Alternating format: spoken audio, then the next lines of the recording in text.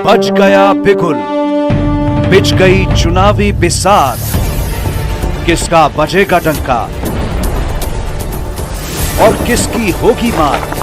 सत्ता के सबसे बड़े रण क्षेत्र का हाल, विधानसभा का महारण क्षेत्र का हाल, विधानसभा का महासंग्राम। इस वक्त हमारे समक्ष है चारमीनार कॉन्स्टिट्यूंसी से बीआरएस के कैंडिडेट श्री मोहम्मद सलाउद्दीन लोधी जी।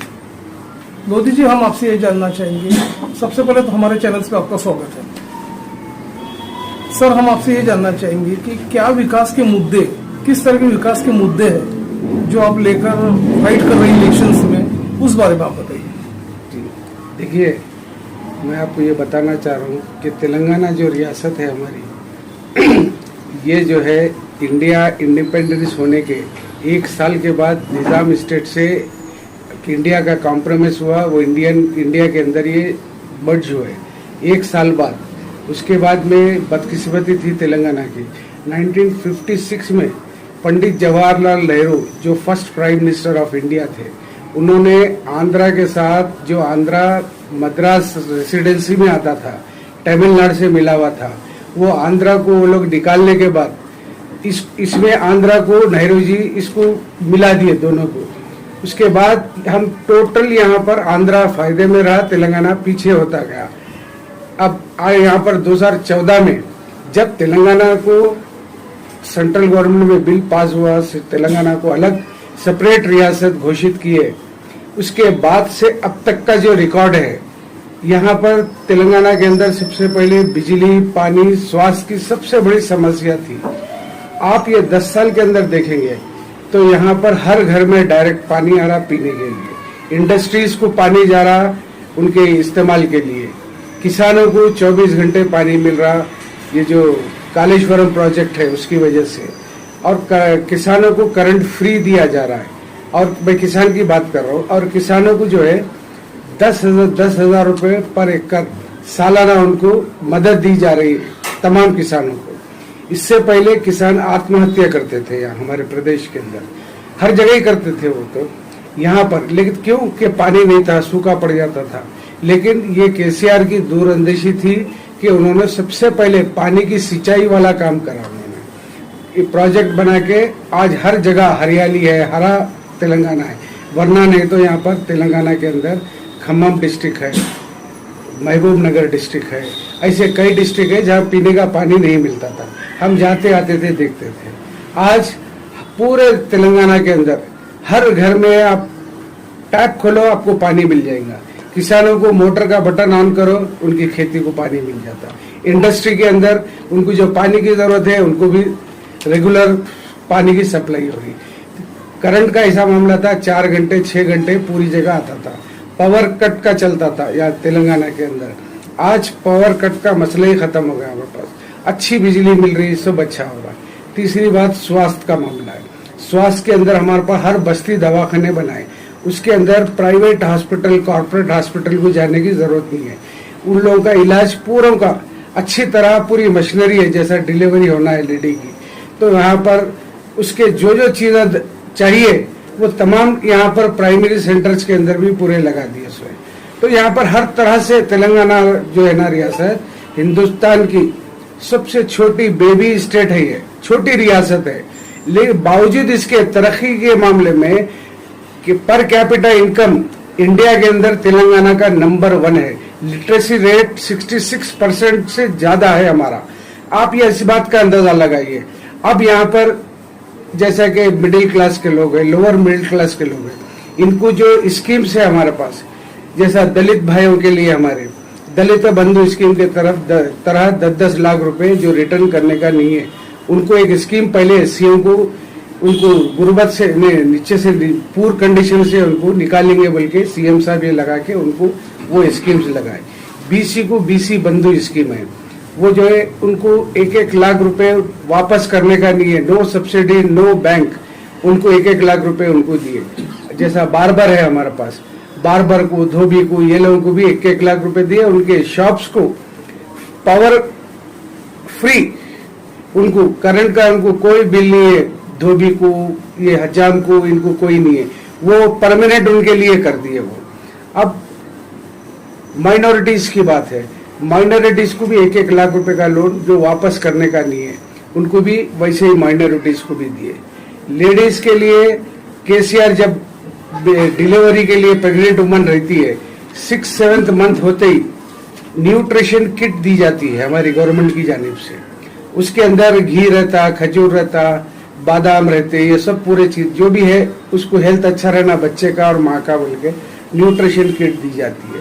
शायद हिंदुस्तान में कहीं भी नहीं है वो। और फिर अगर बच्ची अगर बर्थ करी बेबी तो उसको 12,000 रुपीज दिए जाते हैं।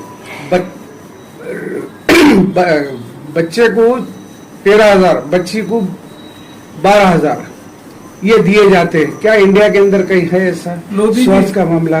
आपको रोकना चाहूंगा कि जैसे कि आपने अपनी जो सरकार है, आपकी बीआरएस की जो सरकार जो चल रही है, कई तरह की योजनाओं का जो पिटारा है आपने हमारे सामने पेश किया, लेकिन जो राजनीतिक जो पार्टियां हैं, सत्ता के गलियारों में जो राजनीतिक पार्टियां हैं, कई तरह के आरोप लगा रही है बीआरएस पे कि कर्ज के जाल में फंसा दिया पूरी जनता को। देखा गया तो अपना जो 4% का जो रिजर्वेशन है, 12% रिजर्वेशन की तरफ करने का ऐसा लॉलीपॉप दे रहे हैं।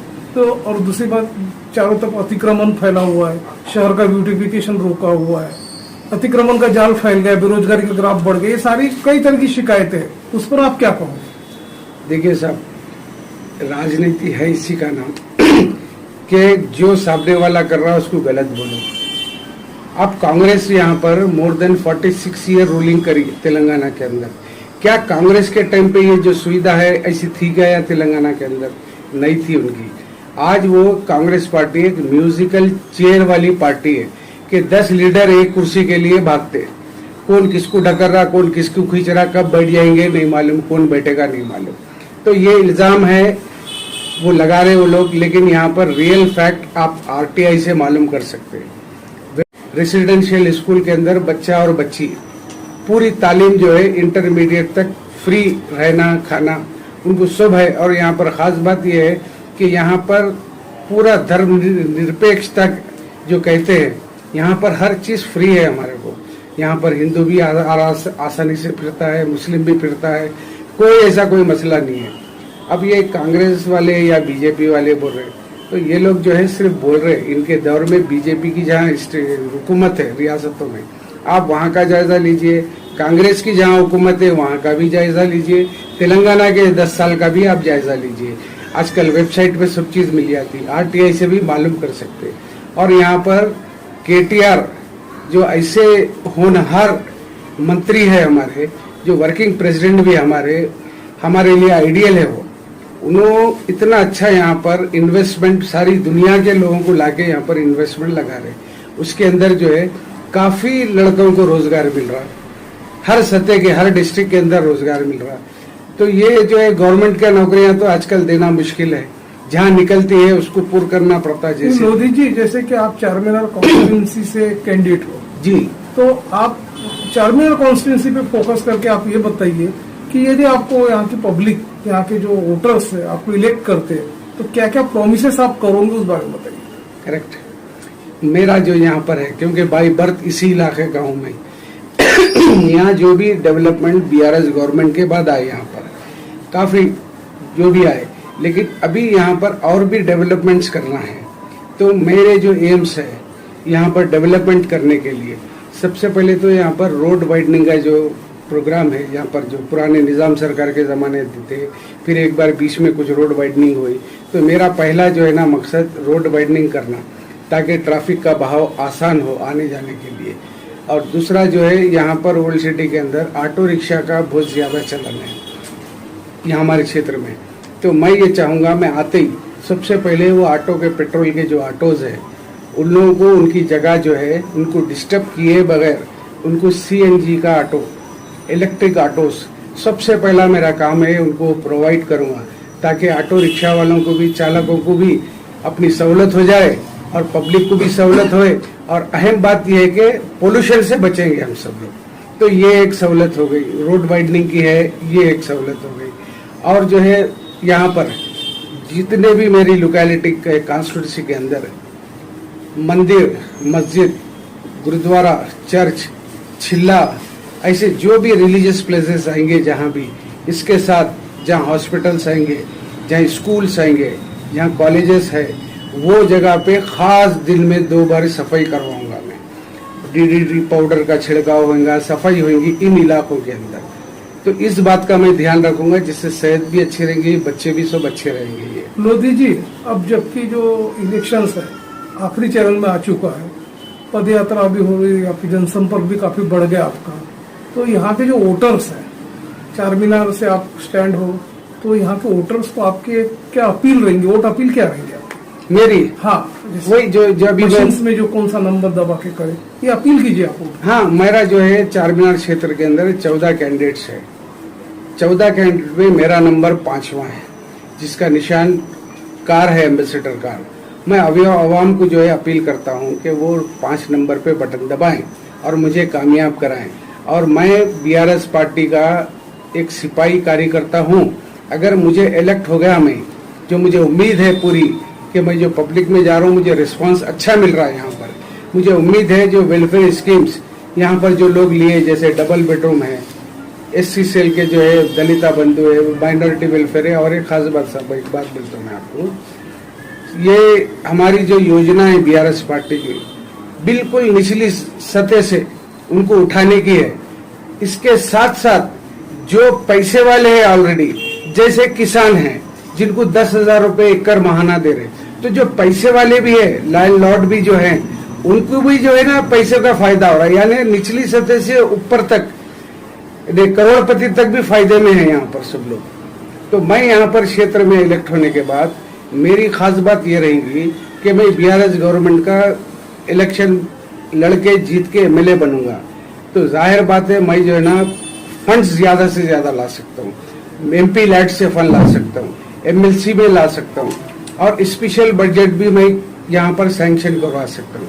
और जो भी हमारे CM मुख्यमंत्री से मैं ज्यादा से ज्यादा फंड लाके जो काम 10 साल में हुआ, वो काम मैं 5 साल के अंदर ही उससे ज्यादा करके बता सकता हूँ।